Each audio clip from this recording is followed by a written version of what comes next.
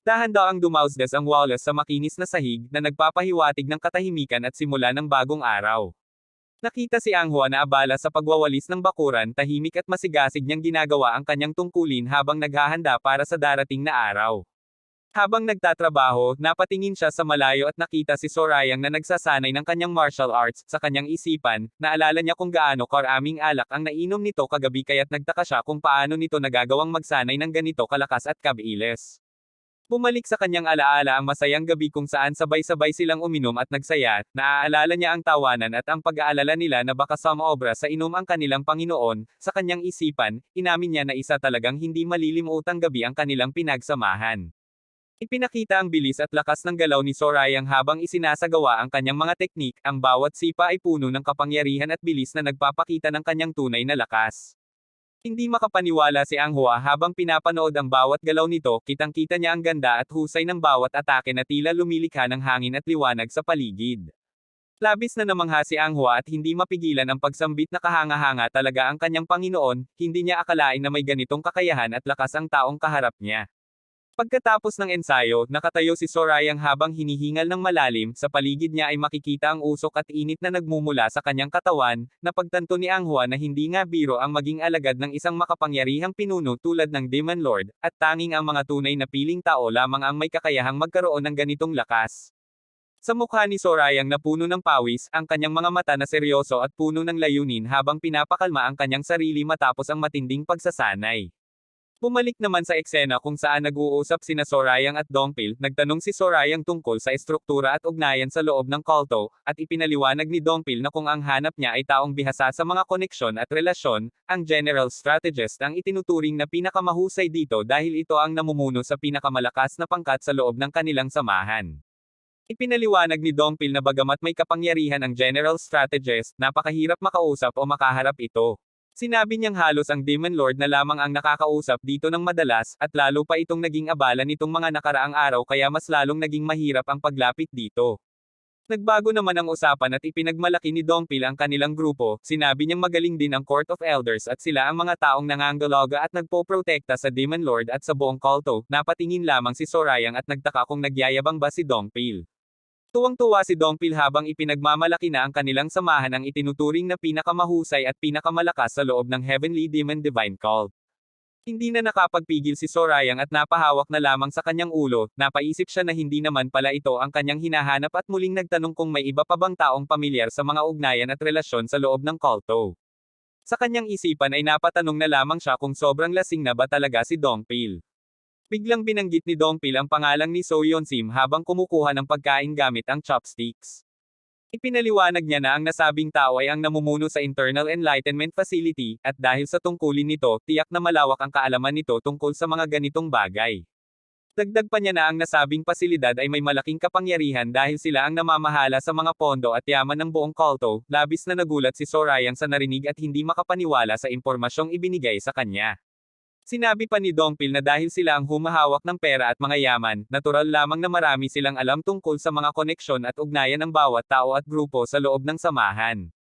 Ngunit binalaan din niya si Sorayang, sinabi niyang hindi madaling makakuha ng impormasyon mula sa kanila, lalo na't mahigpit ang tuntunin na ipinagbabawal ang pagbibigay ng impormasyon na may kinalaman sa personal na pananaw at opinyon ng iba.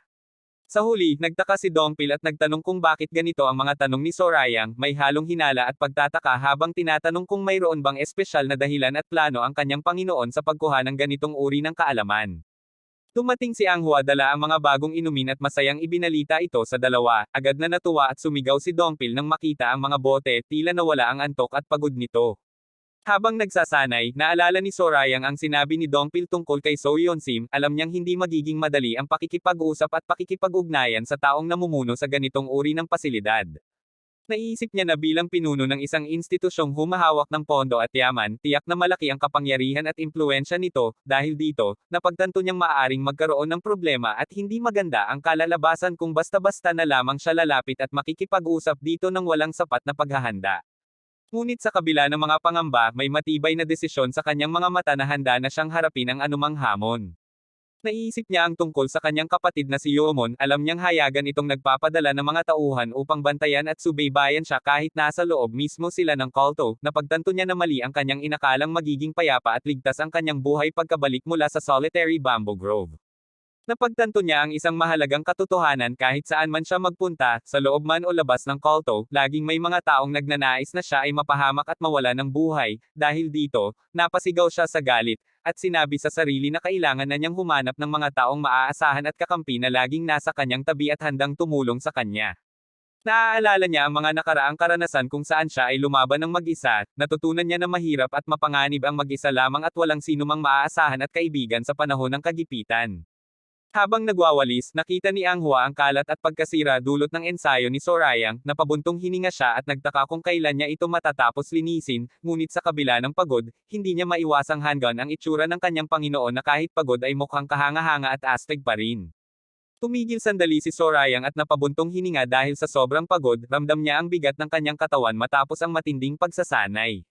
Habang hinihingal, napaisip siya kung baka dahil lamang ito sa dami ng iniisip at mga problemang kinakaharap kaya't magulo ang kanyang isipan at pakiramdam. Tiningnan ni Sorayang ang mga bitek at sira sa sahig, napagtanto niyang hindi dapat nag-iiwan ng ganitong mga bakas at ebidensya ang isang mahusay na mandirigma, lalo na sa sarili niyang tahanan. Biglang narinig ang boses ni Dongpil mula sa labas na nagpapaalam ng kanyang pagdating, agad na napalingon si Sorayang at pinunasan ng pawis sa kanyang mukha. Masayang sinalubong ni Sorayang ang kanyang bisita, napansin naman ni Dongpil ang kalat at pagkasira sa paligid at agad na napagtantong nagsasanay pala ito kanina. Inabot ni Dongpil ang isang espada at ipinaliwanag na ito ang ipinahanap ni Sorayang, sinabi niyang sinikap nitong humanap ng isa na halos kapareho ng haba at bigat ng dati nitong ginagamit. Nagpasalamat si Sorayang at agad na hinawakan at inihanda ang sandata, kitang-kita ang interes at kasiyahan sa kanyang mukha habang sinusuri ang bagong kagamitan. Sa isang mabilis at magaan na galaw lamang, iginalaw niya ang espada na lumikha ng malakas na hangin at liwanag, labis na nagulat si Dongpil sa lakas at bilis na ipinakita nito. Inamin ni Sorayang na napakagaan lang ng paggalaw na iyon. Tuwang-tuwa si Sorayang habang hawak ang sandata, sinabi niyang maganda ang kalidad nito at nagpasalamat muli sa magandang regalong dinala ni Sorayang. Mahigpit niyang hinawakan ang hawakan ng espada, tila nasanay agad at komportable na gamitin ito. Sinabi ni Sorayang na aalis na siya matapos maihatid ang gamit, nagulat naman si Dongpil at agad na nagtanong kung saan naman ito pupunta. Sinabi ni Sorayang pupunta siya upang itayo at pagtibayin ang kanyang magiging kinabukasan, nagulat naman si Dongpil at nagtanong kung ano ang ibig sabihin nito. Biglang lumitaw ang maliit na sorrow sa balikat ni Sorayang at nagbigay ng masiglang tunog. Tumingin si Sorayang kay Dongpil at inanyayahan itong sumama sa kanyang pupuntahan kung sakaling wala naman itong gagawin at abala. Ipinakita ang magandang gusali na tinatawag na Spring Flower Pavilion, ito ay isang uri ng restoran o lugar na mas malaki at mas marangya kaysa sa mga ordinaryong kainan, kung saan mabibili ang mga pinakamasasarap at pinakamataas na uri ng pagkain at inumin. Sa loob ng lugar, sinalubong ni Yuamon mga bisita at binati sila ng may paggalang. Ipinakilala ang babae na nasa harapan bilang si So Yeonsim, ang tagapamahala ng Internal Enlightenment Facility, magalang siyang yumuko at bumati kay Yuamon, ang ikaapat na Young Master. Inaya siya ni Yuamon na umupo at pumasok sa loob, ipinaliwanag niyang inutusan niya ang mga tauhan na ihanda ang mga pinakamahuhusay at mahahalagang putahe, ngunit hindi siya sigurado kung babagay ba ang lasa nito sa panlasa ng kanyang bisita.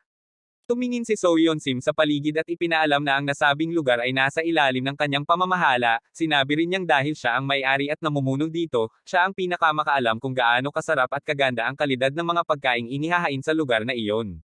Napatawa ng mahina si Yuamon matapos marinig ang sinabi nito, inamin niyang hindi niya alam na ang may-ari pala mismo ng lugar ang kanyang inimbitahan, at sa halip na siya ang maging host ay siya pa ang naging bisita sa sarili niyang inihandang salo-salo.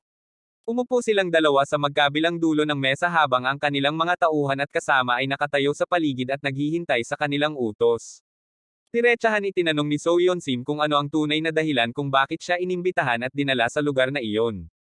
Tumugon si Yuamon na wala naman talaga itong espesyal na dahilan, sinabi niyang nais lang niya itong ilibre ng pagkain bilang pasasalamat sa walang sawang pagtatrabaho at pagsisikap nito para sa ikabubuti ng buong kulto. Tumugon lamang ito ng maikli at tila hindi pa rin kumbinsido sa mga sinabi ng kanyang kausapam. Tinitigan siya ni Yuamon ng seryoso at binanggit ang kanyang pangalan na tila nagbibigay diin sa kahalagahan ng kanilang pag-uusap.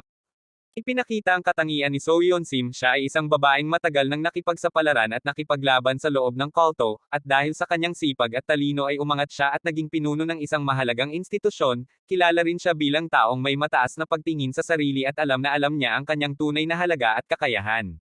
Napaisip si Yomo na kailangan niyang maging maingat at magplano ng mabuti, tulad ng ibang makapangyarihang tao, hindi madaling makausap at makalapit ang babaeng ito kaya't hindi niya pwedeng basta-basta na lamang itong lapitan. Nang makaalis na ang mga tauhan at katulong, muling nagtanong si So Yeon-sim, sinabi niyang malaya na silang makapag-usap at hinihintay na niya ang tunay na dahilan kung bakit ito inimbitahan. Wala nang paligoy-ligoy pa si Yeomon at diretsahang inamin na kailangan niya ng tulong mula kay So Yeon-sim. Nakiusap siya ng may paggalang at pagmamakaawa na tulungan siya sa kanyang mga plano. Nanatiling tahimik si So Yeon-sim at walang sinabi, maririnig lamang ang tunog ng pagbagsak ng kanyang kamay sa mesa. Tumayo siya at nagpasalamat sa inuming inihain, sinabi niyang aalis na siya at tila tinatanggihan ang pakiusap ni Yeomon nang hindi man lang ito sinasagot ng diretsahan. Tumingin si Yeomon kay So Yeon-sim at nagtanong kung nakakaramdam ba ito ng hiya at hindi komportable sa kanyang pakiusap. Agad itong tumugon at sinabing hindi iyon ang dahilan, ipinaliwanag niya na may prinsipyo siya at hindi siya pumapanig at sumusuporta sa sinumang tumatakbo at kandidato para sa anumang posisyon. Nagtaka naman si Yeomon at nagtanong kung bakit niya nasabi iyon. Ipinaliwanag ni So Yeon-sim na bagamat hindi niya alam ang sistema ng ibang grupo, hindi siya maaaring sumang-ayon at tumulong sa mga ganitong uri ng gawain. Idinagdag pa niya na ang kanilang pasilidad ang namamahala sa lahat ng gawain at pondo ng kulto, at kung sakaling manigaw sila at pumanig sa isa, masisira at magugulo ang katatagan at kaayusan ng buong samahan. Sa isipan ni Yeomon, inamin niyang kahit gaano pa kataas ang posisyon ng babaeng ito, bahagi pa rin lamang ito ng malaking organisasyon, ngunit sa kabila nito, nagulat siya sa lakas ng loob at pagiging matapang nito na magsalita ng ganoon sa harap niya. Sinabi niya na akala niya ay mas naiintindihan nito ang sitwasyon, kaya't labis siyang nabigla sa naging sagot nito. Tiningnan siya ni Yeomon at sinabing nagkakamali yata ito ng akala, ipinaliwanag niya na ang hinihiling lang naman niya ay kaunting tulong at suporta, at hindi naman niya hinihiling na pumanig ito sa kanya at maging kaalyado laban sa iba. Para kay So Yeon-sim, wala namang pinagkaiba ang dalawa, ngunit mariin itong tinutulan ni Yeomon at sinabing malaki ang pagkakaiba nito, dahil alam naman nito kung gaano kahalaga at kapangyarihan ang hawak ng nasabing institusyon, dapat alam din nito ang hangganan ng kanilang tungkulin. Sinabi pa niyang dahil dito, dapat alam na alam din nilang hindi sila dapat nakikisali at sumusuporta sa sinumang kandidato. Tumugon si Yeomon at sinabing wala namang nakasulat sa batas at tuntunin ng kulto na nagbabawal sa ganitong bagay. Ngunit para kay So Yeon-sim, hindi iyon mahalaga. Para sa kanya, ang hindi pagsali at penonetiling neutral ay isang uri ng katapatan at dedikasyon na ibinibigay niya sa buong kulto. Seryosong tumingin si Yeomon at nagbigay ng babala, iminungkahi niyang mag-isip muli ito ng mabuti at baguhin ang kanyang desisyon bago pa mahuli ang lahat. Hindi ito pinansin ni So Yeon-sim at nagpasalamat na lamang sa inihandang pagkain. Mabilis itong tumalikod at umalis na, tila tiyak na sa kanyang desisyon na huwag makialam at sumali sa usaping iyon. Biglang binanggit ni Yeomon ang tungkol sa isang pambihirang halaman na tinatawag na green turtle four-leaf clover. Sinabi niyang alam niyang kailangan at hinahanap-hanap ito ni So Yeon-sim. Ipinaliwanag niya na ito ay isang uri ng damo at halamang gamot na napakabihira at mahirap hanapin. Sinabi rin niyang kahit sa lugar na kilala sa pagkukuhaan ng mga ganitong bagay ay halos wala na nito makita, at lalo pang mahirap itong mahanap sa ibang bahagi ng mundo. Inalok niya ito kay So Yeon-sim at sinabing handa niya itong ibigay kung talagang kailangan nito, ngunit agad din niyang idinagdag na sa totoo lang ay wala naman talaga siyang pakialam at gamit para sa bagay na iyon.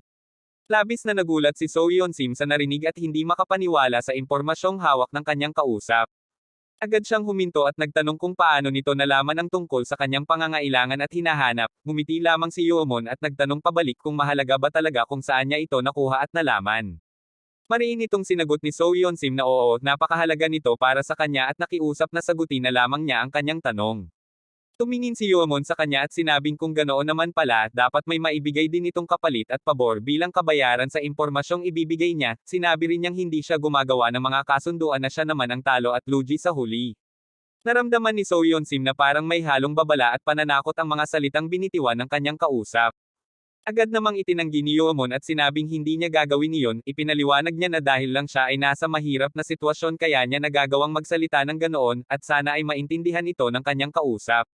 Sinabi pa niya na upang maging maayos at matagumpay ang anumang usapan, kailangan may maibigay na bagay na talagang ninanais ng kabilang panig, at dahil alam niyang iyon ang pinakakailangan at gusto ni So Yeon Sim, iyon ang gagamitin niyang puhunan upang mapagkasunduan nila ang kanilang mga plano. Nanatiling tahimik si So Yeon Sim habang pinoproseso sa kanyang isipan ang lahat ng impormasyon at alok na ibinigay ni Yoamon. Maririnig ang tunog ng pagbagsak ng kanyang kamay sa mesa na tila tanda ng kanyang pagpayag at desisyon na makinig na lamang sa sasabihin nito. Isang nakakalokong ngiti ang sumilay sa mukha ni Yoamon nang mapansin niyang pumayag na ang kanyang kausap. Umupo si So Yeon Sim at sinabing handa na siyang makinig sa anumang sasabihin at hihilingin nito, sinabi niyang sabihin na lamang kung ano ang tunay na nais nito. Tumayo si Yoamon at sinabing wala naman itong masyadong hihilingin at ipapagawa, sinabi niyang parang simpleng pabor at tulong na lamang ito sa pagitan ng magkakakilala. Ipinaliwanag niya na ang nais lang naman niyang mangyari ay magbigay ng isang lihim na utos at tagubilin sa isa sa mga tauhan at katulong. Lumapit siya kay So Yeon Sim at ibinulong ang pangalang Anghwa, labis na nagulat si So Yeon Sim sa narinig. Ipinaliwanag ni Yoamon na ang nasabing babae ay ang tagasilbi sa tirahan ng ikatlong Young Master, ang utos ay ipaalam at iulat sa kanya ang lahat ng kilos at ginagawa ni Sorayang sa loob ng 3 buwan, at kung maaari ay araw-araw itong gawin.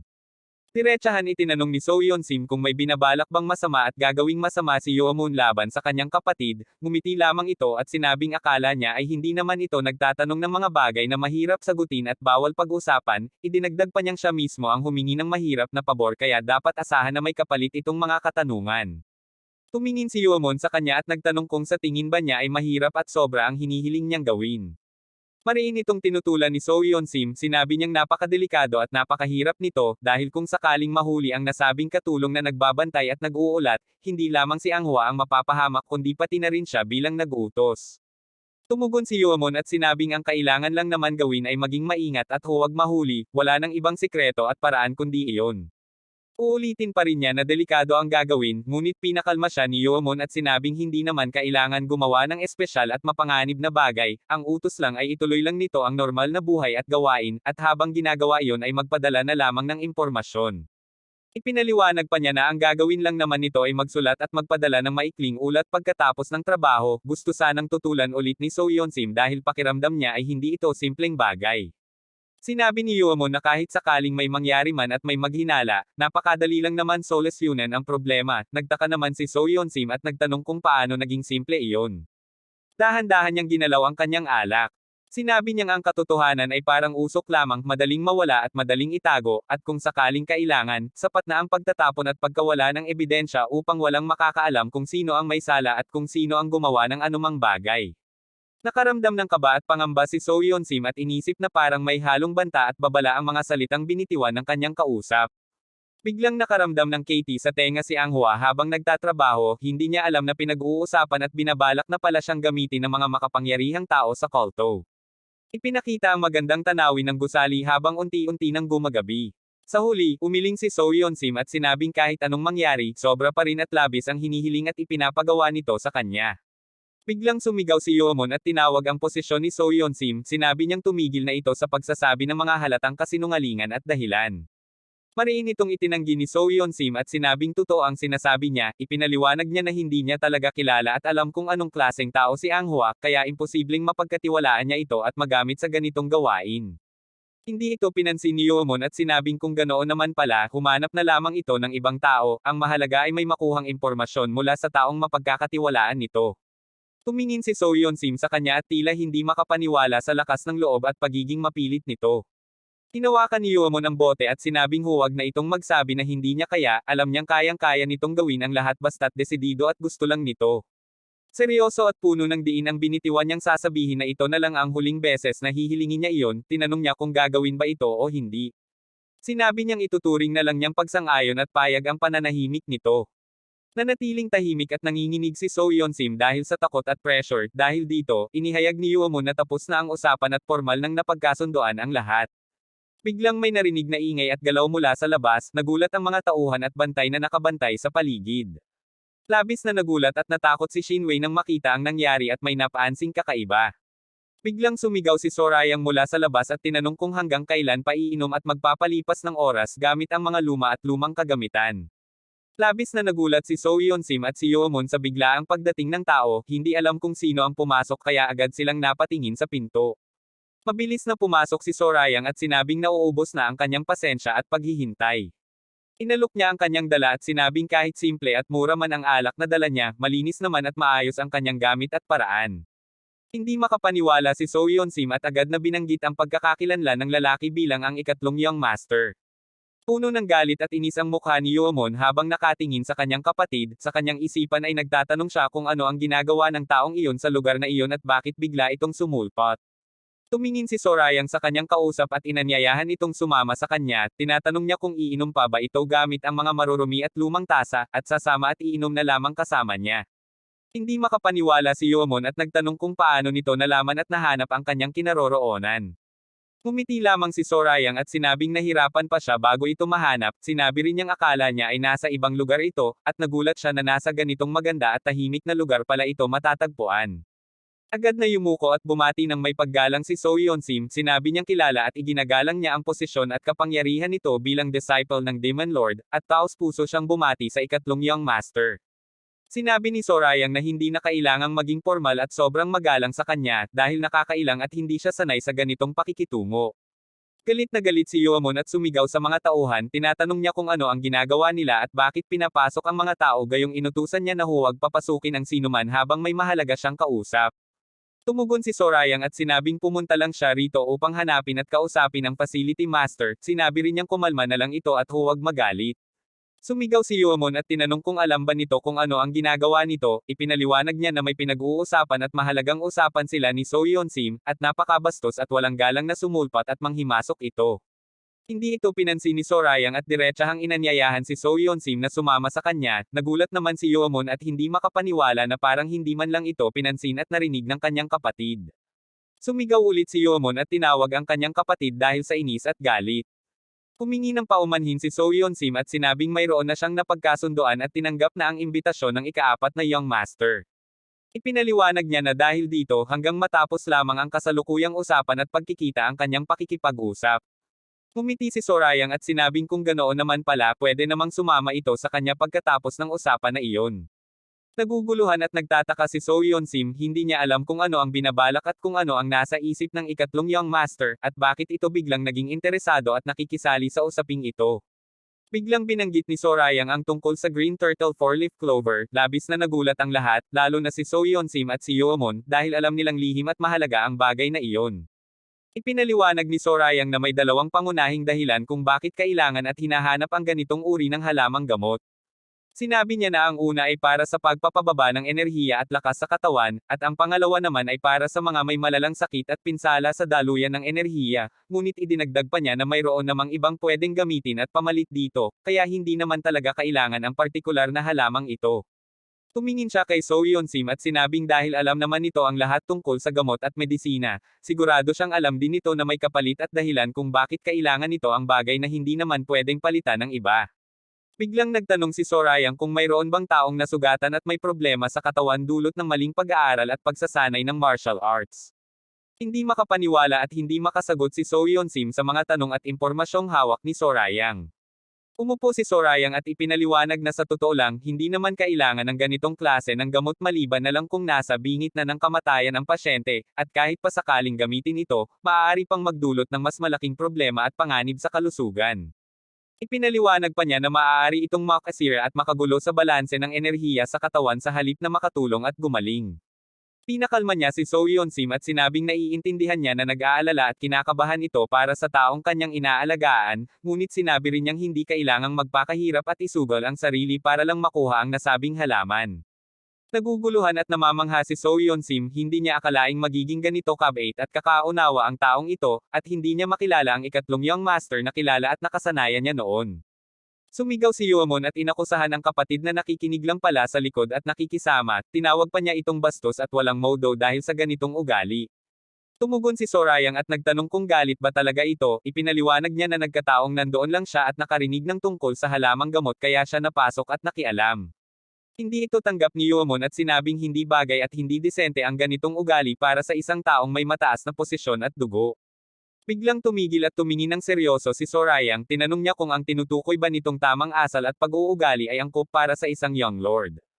Diretsahan niyang tinanong kung ang pagpatay at pagpapahamak sa sariling kapatid at pamilya para lang sa kapangyarihan at posisyon ay maituturing na marangal at tamang gawain. Nagulat at natakot si Yomon sa mga akusasyong ibinato sa kanya, hindi siya makasagot at umiling-iling na parang hindi alam ang sinasabi nito. Tumingin si Sorayang sa kanya at sinabing kung hindi naman talaga niya alam, bakit pa siya nagtatanong. Sinabi niya na kung totoo namang walang alam ito, ibig sabihin ay napaka-inutil at mahina nito pamunuan ang mga tauhan, pero kung alam naman nito ang lahat at nagpapanggap lang na walang alam, mas lalo itong nagmumukhang tanga at walang kwenta. Inamin ni Sorayang naiintindihan naman niya na may mga bagay na kailangang gawin para sa kapangyarihan. Ngunit idinagdag niya na sobra na at labis na ang ginagawa nito na pati ang pinakabata at pinakainaos na kapatid ay pati na rin binabalak at sinusubukang sirain at patayin. Binanggit ni Sorayang na bata pa at wala pang 10 taong gulang ang kapatid na tinutukoy nila, nagulat naman si So Yeon-sim at hindi makapaniwala sa narinig. Naalala niya ang itsura at kalagayan ng bunsong kapatid na babae, napakahina at napakapayat nito, at agad niyang naisip na baka si Yeomon nga ang may kagagawa ng ganitong kalagayan nito. Sumigaw si Yeomon at sinabing hindi na niya matatanggap ang mga paninira at akusasyon, sinabi rin niyang kahit kapatid niya ito, sobra na ang sinasabi nito, ngumiti lang si Sorayang at sinabing nakakatawa na tinatawag pa itong kapatid gayong gusto naman nitong patayin siya, sinabi rin niyang nakaraos naman siya sa muntik ng ikamatay na pangyayari, kaya siguro naman makakayanan at matitiis nito ang ilang masasakit na salita. Tumigil na lang si Sorayang at sinabing wala naman siyang hawak na ebidensya kaya wala ring saysay na ipilit pa ang usapan, sinabi niyang nagreklamo at nagsalita lang siya dahil sa inis at galit. Tinanong ulit ni Sorayang kung ano na ang magiging desisyon at gagawin ni So Yeon-sim. Sa halip na sumagot tungkol sa usapan, nagtanong naman ito tungkol sa kalagayan at sakit na may kinalaman sa daluyan ng enerhiya. Ipinaliwanag ni Sorayang na siya mismo ay nakaranas at gumaling mula sa ganoong klaseng karamdaman, sinabi rin niyang alam niyang may ibang paraan at gamot na pwedeng gamitin, at hindi naman kailangan ang partikular na halamang iyon. Sumigaw si Yeomon at tinanong kung makikinig ba talaga ito sa mga sinasabi ng kanyang kapatid na pawang kasinungalingan at walang katotohanan. Mariin itong sinagot ni So Yeon-sim at sinabing kung ganoon naman pala ang sitwasyon at tao, wala na siyang balak ituloy ang naunang usapan at kasunduan. Humingi siya ng paumanhin at nagpasalamat sa inihandang pagkain, sinabi rin niyang babayaran na lang niya ang kanyang kinain at ininom upang wala ng utang na loob. Umalis na sila at nagpaalam, sumigaw pa si Yeomon at tinawag si So Yeon-sim upang pigilan ito, ngunit hindi na ito lumingon pa. Sinabi ni Sorayang sa kapatid na isasama niya ang kanyang bisita at aalis na sila. Hindi makapaniwala at naiinis si Sorayang habang nakikita ang mukha ng kanyang kapatid na puno ng galit at inis.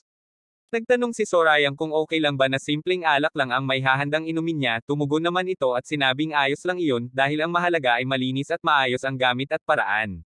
Humihingi ng paumanhin si Shinwei kay Yeomon dahil sa nangyari at sa hindi nila pagpigil sa pagpasok ng tao. Tinawag ni Yeomon si Shinwei at tinanong kung gaano katagal nakikinig at nakatambay sa labas ang ikatlong young master. Sumagot ay Shinwei at sinabing biglaan ang pagdating at hindi nila ito napigilan at naharang. Puno ng galit at inis si Yeomon habang iniisip ang mga nangyari. Sinabi niya na dahil nasira at nabigo ang plano, wala na silang magagawa kundi sila na mismo ang kumilos at gumawa ng paraan, nagtaka naman si Shinwei sa sinabi nito. Sa isipan ni Yeomon, inamin niyang ayaw sana niyang madamay at masangkot ng direkta, ngunit dahil sa nangyari, wala na siyang choice, nangako siya sa sarili na gagaantay at babayaran niya ang lahat ng kahihiyan at sakit na idinulot sa kanya ng kanyang kapatid, sinabi rin niyang siya mismo ang nagsimula nito, kaya siya rin ang sasalo ng kapalit. Ang tahimik at magandang tanawin sa labas habang gabi na. Habang nagsusulat, sinabi ni Sorayang na hindi na kailangang isipin na malaking pabor ang gagawin niya, ipinaliwanag niya na ang ibibigay lang naman ay paraan ng paggamot, at hindi naman ito tungkol sa martial arts at labanan. Sinabi rin niya na kahit simple lang pakinggan, hindi naman ito madali at mangangailangan ng oras, tinatayang aabutin ng 3 araw bago lubos na maintindihan at masimulang gamitin ang paraang iyon, idinagdag pa niya na sa simula ay hindi agad-agad mapapansin ang pagbabago, at hindi rin siya sigurado dahil hindi naman niya nakikita at kilala ang pasyente, ngunit sinabi rin niyang kung magiging matyaga at mas isipan, sa loob ng 6 na buwan ay inaasahan niyang makakagalaw at makakabawi na ulit ang pasyente. Nagtataka si So Yeon-sim at hindi maintindihan ang ibig sabihin ni Sorayang. Ipinaliwanag niya na ang tagal at tagumpay ng gamutan ay nakadepende talaga sa sipag at tiyaga ng pasyente. Sinabi niya na kung hindi naman sobrang malala ang kondisyon at matalino at may talento ang pasyente, sa loob ng 6 na buwan ay asahan ng makakagalaw at makakabawi ito. Napaisip si So Yeon-sim at inisip na kahit mahaba ang panahon, malaking bagay na ito kumpara sa wala ng magawa at pag-asa noon. Sinabi niya na dahil sa mga sinabi nito, taitiwalaan at paniniwalaan na niya ito. Sinabi rin niyang magiging diretsahan na rin siya sa sasabihin. Tinanong niya kung ano naman ang kapalit at gusto nitong makuha at matanggap mula sa kanya kapalit ng tulong at impormasyong ibibigay. Lumipat ang tagpo sa tirahan ni Sorayang, ang magandang tanawin sa labas habang gabi na. Nakaramdam ng ginhawa si Anghua nang matapos na ang kanyang trabaho. Natapos na ang trabaho at gawain ni Anghua at nakahinga na ng maluwag. Pinuri at pinasalamatan ang kanyang sa Sir Ili sa kanyang gawang trabaho. Biglang may kumatok at narinig ang boses, akala niya ay ang kanyang young lord ang dumating. Mabilis na tumakbo at pumunta si Anghua sa pinto dahil akala niya ay umuwi na ito ng maaga. Handa na siyang magbukas ng pinto. Ngunit biglang may sumigaw at sinabing hindi pa handa ang palaigo at iba pa, nagulat at natakot si Anghua sa narinig. Nakita niya ang mukha ng taong nasa labas at napagtantong hindi ito ang kanyang inaasahan, sinabihan siya ng matandang lalaki na mali at delikado ang basta na lang pagbubukas ng pinto sa sinuman. Sinabi rin niyang maaaring hindi pala ang taong kilala at hinihintay niya ang nasa labas, kundi ibang tao na may masamang balak.